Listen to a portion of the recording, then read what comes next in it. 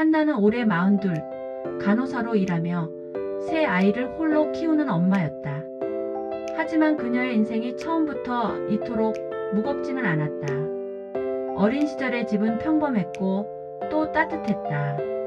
부모님은 작은 카페를 운영하며 단골들과 웃음을 나눴고 오빠 도연은 은행원으로 성실히 자리 잡아가고 있었다.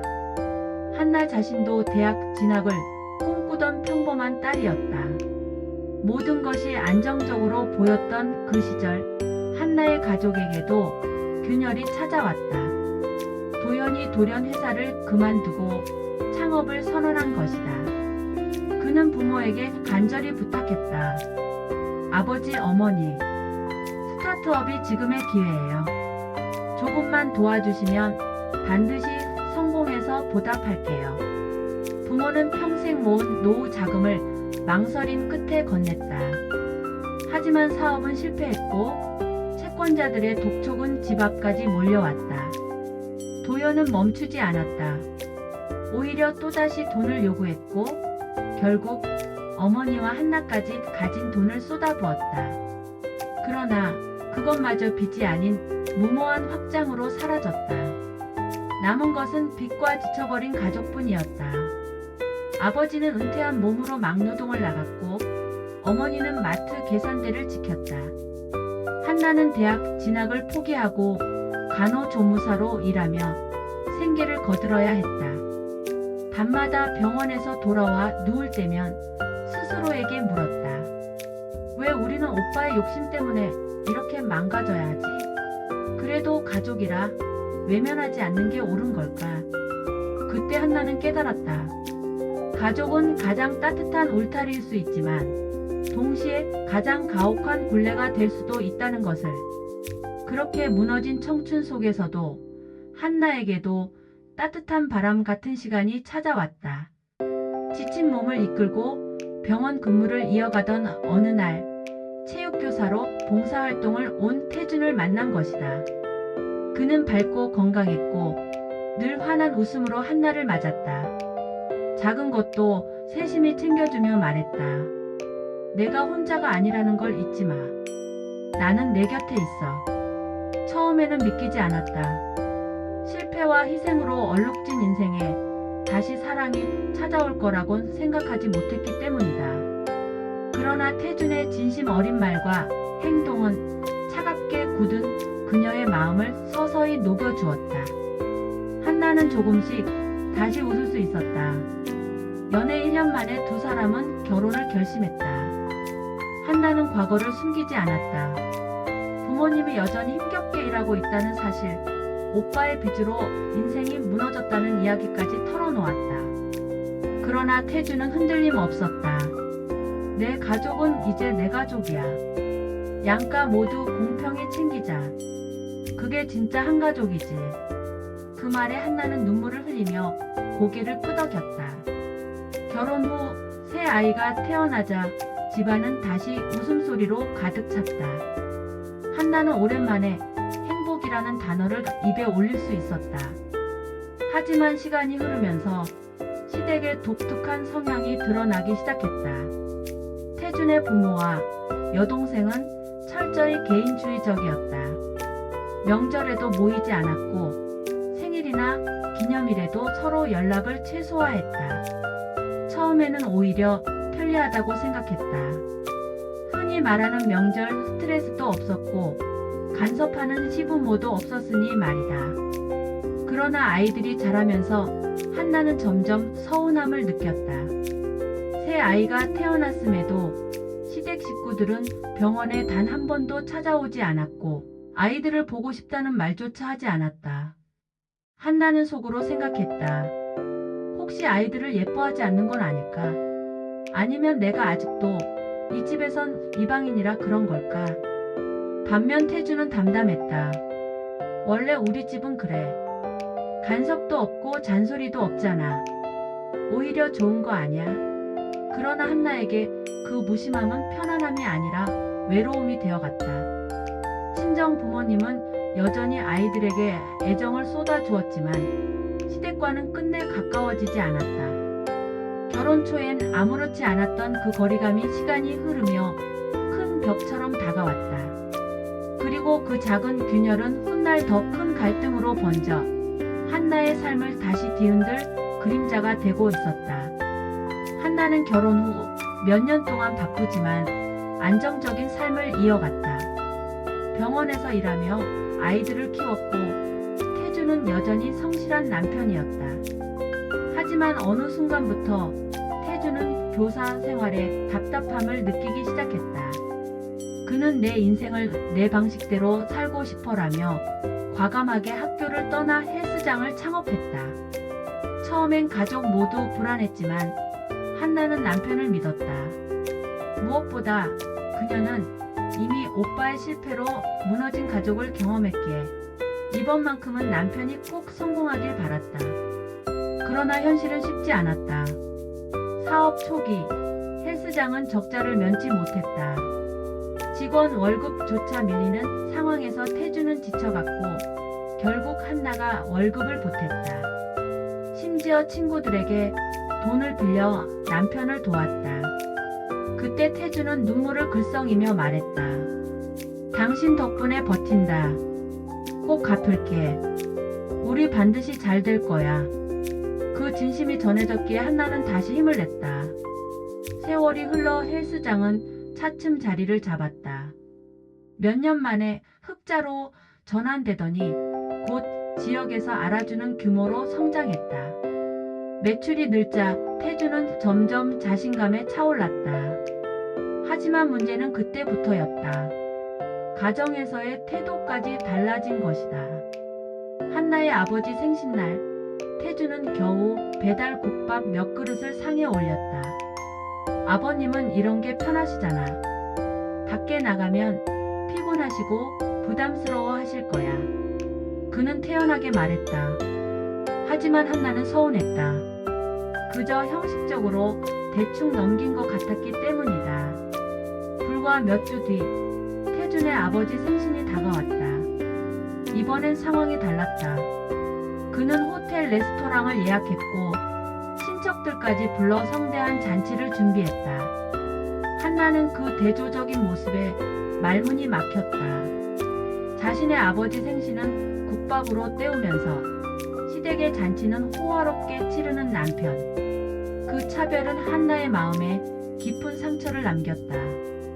그때부터 부부 사이의 대화는 점점 날카로워졌다.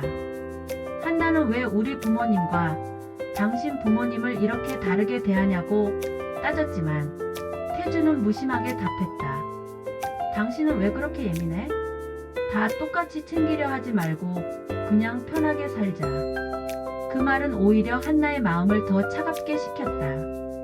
결정적인 순간은 어느 날 밤 찾아왔다. 술에 잔뜩 취한 태준이 비틀거리며 들어와 중얼거렸다. 솔직히 말할게. 나 다른 사람 있어. 우리 그냥 끝내자. 순간 한나의 세상이 무너졌다. 남편의 입에서 나온 이름은 헬스장 회원, 20살이나 어린 여자였다.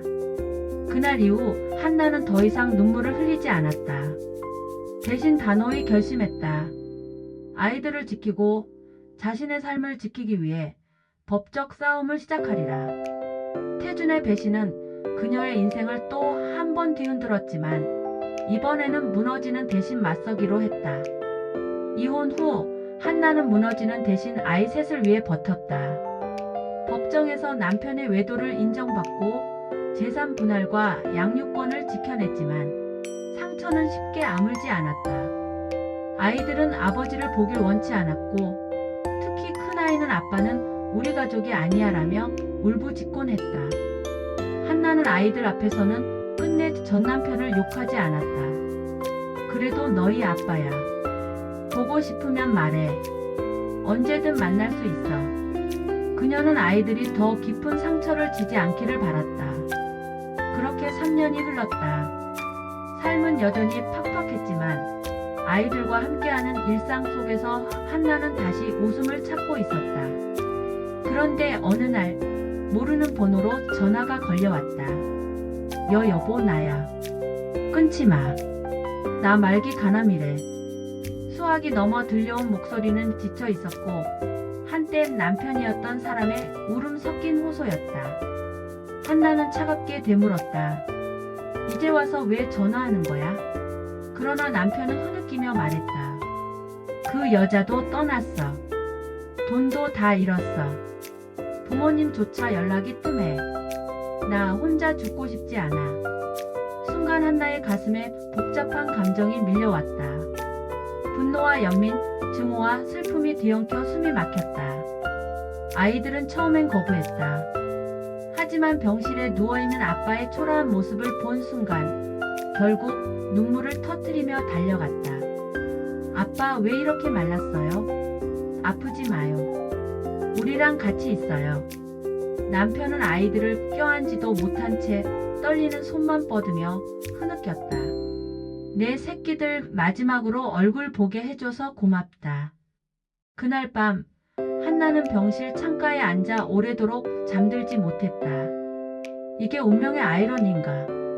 나를 배신했던 그 사람이 이제 이렇게 무너져 눈앞에 누워있다니. 차라리 잘 살아주기를 바랐다면 더 쉽게 잊을 수 있었을 것이다. 그러나 그는 몰락했고 결국 마지막 순간에 다시 그녀의 삶에 들어왔다.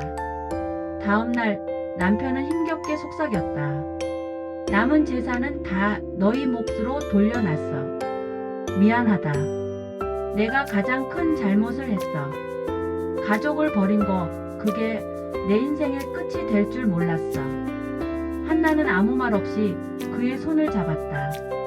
증오와 연민이 한꺼번에 밀려왔지만 이제 그녀가 할 수 있는 건 마지막 길을 지켜주는 것뿐이었다. 그 순간 한나는 깨달았다. 인생은 때로 가장 큰 상처를 남긴 사람마저 끝내 외면하지 못하게 만든다는 것을. 그것이 세월의 아이러니였다. 태주는 결국 병마를 이기지 못했다. 호스피스 병동에 입원한 지 몇 달 만에 세상을 떠났다. 장례식 날 한나는 눈물을 흘리면서도 차분하게 절차를 마쳤다.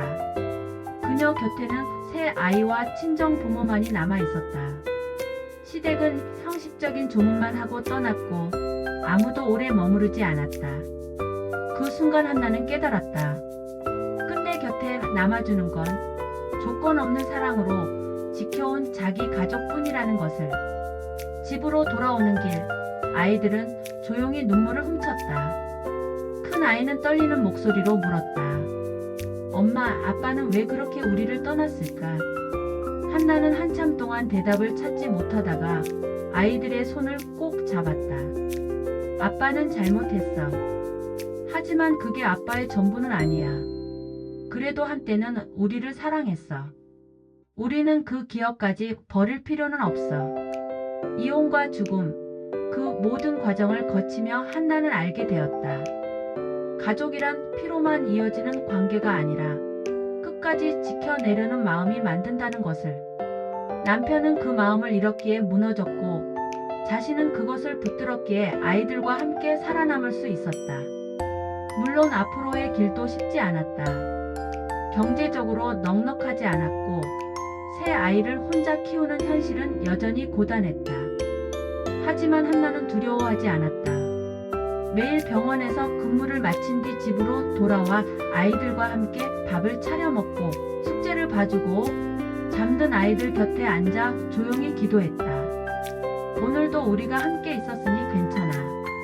때때로 태준을 떠올리면 여전히 분노가 치밀었다. 배신과 상처는 쉽게 지워지지 않았다. 하지만 동시에 그는 한나의 삶에 사랑이라는 경험을 남겨주었고 아이들을 안겨주었다. 그 사실만큼은 부정할 수 없었다. 그래서 한나는 속으로 다짐했다. 나는 끝내 원망만 하는 사람이 되지 않겠다. 아이들에게는 후회보다 희망을 남겨주겠다. 그녀는 이제 더 이상 무너지는 여자가 아니었다. 오히려 상처 속에서 더 강해졌고 남은 자리를 책임과 사랑으로 채워가고 있었다. 인생은 여전히 고단했지만 한나는 두려움 대신 감사로 하루를 채우려 했다. 아이들과 웃으며 지내는 이 작은 일상이야말로 진짜 행복임을 알았기 때문이다. 그날 밤 한나는 아이들 곁에 누워 속삭였다. 우린 앞으로도 잘 살아갈 거야. 어떤 어려움이 와도 우리는 끝까지 서로를 지켜낼 거야. 그리고 그 다짐은 무너진 가정을 다시 세워가는 그녀의 새로운 여정의 시작이 되었다.